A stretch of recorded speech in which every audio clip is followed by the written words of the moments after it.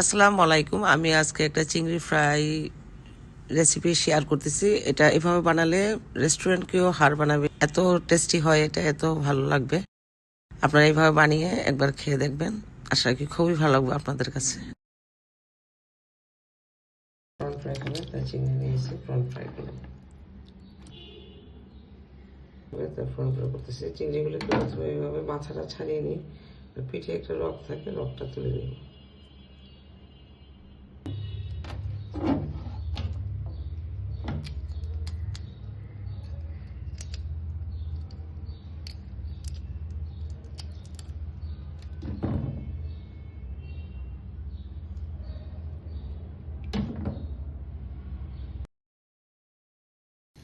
আমি prawn fry করব। প্রনগুলোকে এইভাবে চামড়া ছাড়িয়ে নিয়ে পরিষ্কার করে আমি চামড়াটা বেশ কিছু একদম ছাড়িয়ে নিয়েছি। প্রথমে আমি প্রনটাকে মাখিয়ে রাখবো।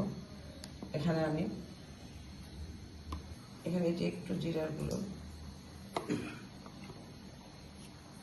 একটু ধনিয়ার গুঁড়ো, সামান্য একটু মরিচের গুঁড়ো, এখানে একটু কালো গোলমরিচের গুঁড়োটা দিয়ে দিলাম টেস্টের জন্য। কালো গোলমরিচের গুঁড়ো, 1 টেবিল চামচ সয়া সস দিয়ে দিলাম, সয়া সস দিয়ে দিলাম, স্বাদ মতো লবণ দিয়ে দিলাম, 1 টেবিল চামচ 1 টেবিল চামচ এখানে আমি ভিনিগার দিয়ে দিই।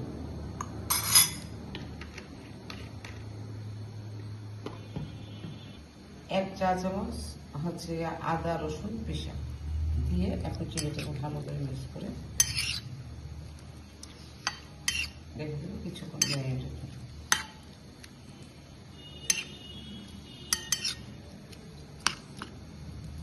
মেখে কিছুক্ষণ রেখে দেবো। আমি এটা তাড়াতাড়ি করবো তাই এখনই করে ফেলতেছি, যে কিছুক্ষণ রেখে দেবো। এখন ওইটা ম্যারিনেট হতে হতে আমি একটা ব্যাটার বানিয়ে নিচ্ছি। এখানে 3 টেবিল চামচ বেসন নিয়ে নিলাম, 1 টেবিল চামচ কর্নফ্লাওয়ার দিয়ে দিলাম,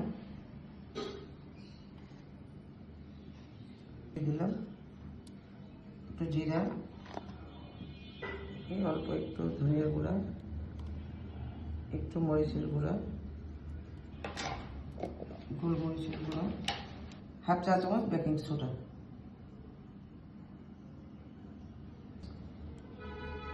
আদা বাটা, 1 চা চামচ রসুন বাটা, 1 চা চামচ আদা বাটা, 1 চা চামচ রসুন বাটা এখানে দিয়ে দিলাম। এখন আমি পানি দিয়ে অল্প অল্প পানি দিয়ে ব্যাটারটা বানিয়ে নেব। খুব বেশি পাতলা হবে না এবং খুব বেশি ঘনও হবে না। আমার মেয়ে আবার একটু বেসন পছন্দ করে ভালো, তার জন্য ব্যাটারটাই আমি একটু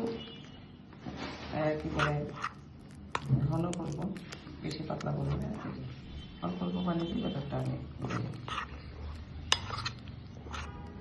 আপনারা যখন এটা ফ্রাই করবেন তখন চিংড়িটাকে ড্রাই কর্নফ্লাওয়ার মধ্যে গড়িয়ে নিয়ে এটাতে ডুবিয়ে ফ্রাই করতে পারেন। আর আমি এমনিতেই মশমশা থাকবে, এই জন্য আগে আমি এখানে একটু কর্নফ্লাওয়ার দিয়ে দিয়েছি সুবিধার্থে, এটা তাড়াতাড়ি হবে, ঝামেলা করতে হবে না। এই দেখুন, এটা বা একটু পাতলা করতে পারেন। আমি এইভাবে একটু ভারিয়ে রাখতেছি, একটু ভারিয়ে রাখুন। স্বাদ মতো লবণ দিয়ে দিচ্ছি। ফ্রাই প্যানে আমি তেল দিয়ে এটাকে ভাজি করে দেবো।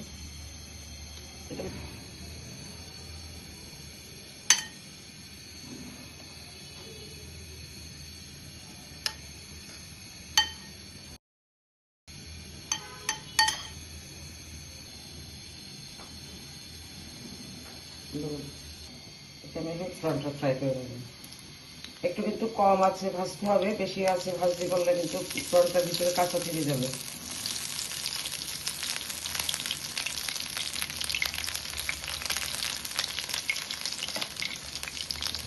খেতে কিন্তু দুর্দান্ত লাগে, খুব দ্রুত এটা হয়ে যায়। একটা মেহমান বসিয়ে রেখেও করা যাবে, কারণ তখন একটু ভিনেগারের পরিমাণটা একটু বেশি দেবেন যদি, সাথে সাথে করতে হবে, ম্যারিনেট করার সময় না থাকে।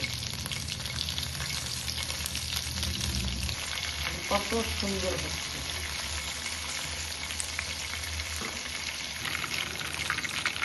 এই যে এভাবে ব্রাউন কালার করে আর এগুলি ফ্রাই করে নিয়েছি।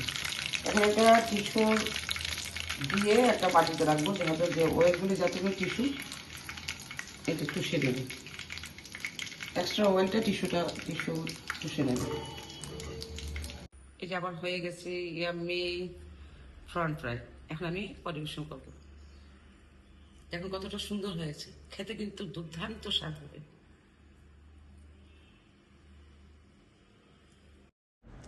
এই ছিল আমার পার্সোনাল প্রন ফ্রাই রেসিপি। আশা রাখি আপনাদের কাছে ভালো লাগবে, একবার বানিয়ে খেয়ে দেখবেন। কমেন্টসে জানাবেন কেমন হলো। সবাই ভালো থাকবেন, সুস্থ থাকবেন। আল্লাহ হাফেজ।